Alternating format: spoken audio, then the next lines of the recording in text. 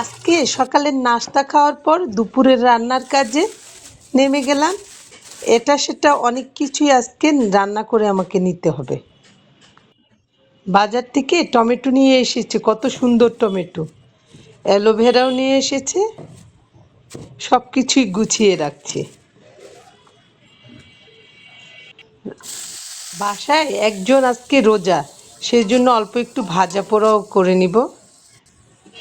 আর দুপুরে রান্নাটাও আমার অল্প স্বল্প করে নিতে হবে।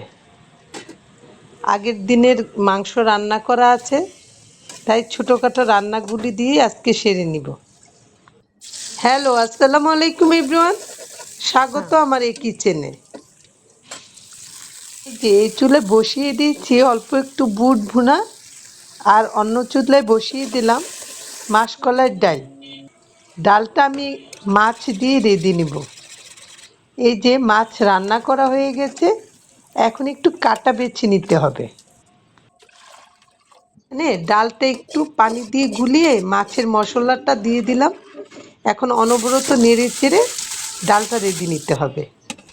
আর অন্য চুলায় ফ্রিজে থেকে নামিয়ে নিয়েছি সিদ্ধ করা বুট, ওটাও দিয়ে দিয়েছি। ডালটা প্রায় রান্না হয়ে গেছে, জিরার গুঁড়োও দিয়ে দিলাম, কাঁচামরিচ ফালিও দিয়ে দিয়েছি। এখন নামিয়ে নিতে পারবো। রান্নাগুলি আমি একটু তাড়াহুড়ো করেই বসিয়ে দিয়েছি।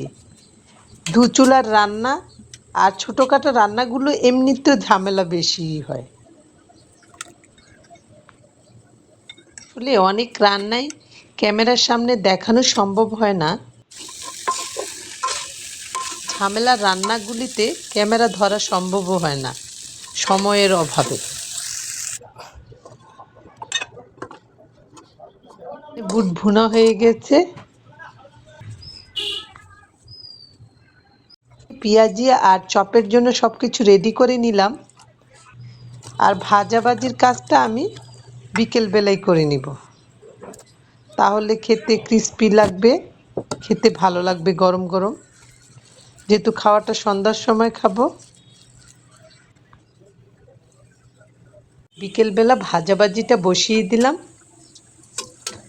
এখন উল্টে পাল্টে ভেজে নিচ্ছি পেঁয়াজিগুলি। এরকম ভাজা পোড়া খেতে ভালোই লাগে। একইভাবে আমি ব্রোকলিগুলিও ভেজে নিচ্ছি। আপনাদের কাছ থেকে বিদায় নিচ্ছি, সবাই ভালো থাকবেন, আল্লাহ হাফেজ।